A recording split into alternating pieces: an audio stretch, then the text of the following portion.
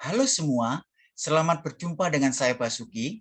Saya mahasiswa Magister Ilmu Komunikasi Universitas Mercu Buana Kampus Meruya, Jakarta. Pada kesempatan ini saya akan mempresentasikan teori kultivasi yang merupakan tugas besar 2, mata kuliah Sosiologi Media dan Komunikasi. Teori kultivasi digagas oleh Josh Gardner dan kawan-kawan. Penelitian mereka dimulai tahun 1967. Awalnya mereka fokus meneliti fenomena kekerasan di televisi. Kemudian penelitian mereka diperluas menggunakan indikator kultural.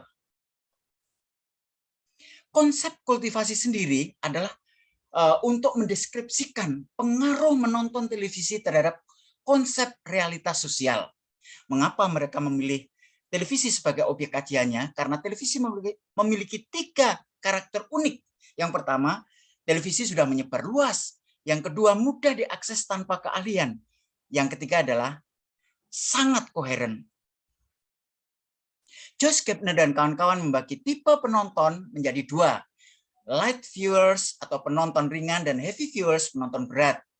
Penonton light viewer ini menonton televisi sekitar 2 jam setiap harinya, sementara heavy viewers menonton televisi sekitar 4 jam setiap harinya. Karena mereka fokus atau menggunakan waktunya banyak untuk menonton televisi, maka sumber informasi media sangat terbatas bagi mereka. Pengaruhnya, sehingga pengaruh TV itu bagi mereka sangat kuat. Sementara untuk light viewers, karena media dan sumber informasi mereka bervariasi, pengaruh TV juga tidak terlalu kuat. Hipotesis yang dibangun adalah semakin banyak seseorang menghabiskan waktu untuk menonton televisi, semakin kuat kecenderungan orang menyamakan realitas televisi dengan realitas sosial. Ada beberapa hasil riset yang ingin kami sampaikan. Yang pertama adalah televisi menampilkan yang faktual secara selektif, sementara yang fiksional ditampilkan sangat realistis. Contohnya adalah tontonan yang menunjukkan kekerasan kriminal di televisi cenderung dilebih-lebihkan. Kan faktanya tidak demikian. Statistik FBI sendiri menunjukkan bahwa dalam 1 tahun di Amerika Serikat, orang yang menjadi korban kekerasan kriminal hanya kurang dari 1%. Akibatnya apa? Ya, karena mereka sering menonton kekerasan, acara kekerasan di televisi, heavy viewers semakin ketakutan. Muncullah apa yang disebut dengan the mean world syndrome, yakni keyakinan bahwa dunia ini merupakan sebuah tempat yang berbahaya. Contoh yang lainnya adalah perhatikan alur di sinetron-sinetron televisi kita. Hampir selalu ceritanya seorang bos, pemilik perusahaan menikahi pembantu, menikahi cleaning service, dan cerita-cerita semacam itu. Ini jelas tidak sesuai dengan kenyataan. Hasil riset yang kedua, televisi memberikan gambaran realita yang salah, sehingga menimbulkan asumsi yang salah tentang peran gender, pekerjaan, dan kehidupan orang dewasa pada umumnya. Kalau kita perhatikan, karyawan misalnya di sinetron TV tidak pernah jelas bekerja sebagai apa, hanya buka map, ya, jalan ke sana kemari, tapi punya mobil mewah, punya rumah mewah, dan seterusnya. Ini jelas-jelas televisi tidak memberikan gambaran realita yang sebenarnya. Hasil riset yang ketiga, televisi menggambarkan single parent families secara berlebihan dan tidak sesuai dengan kenyataan.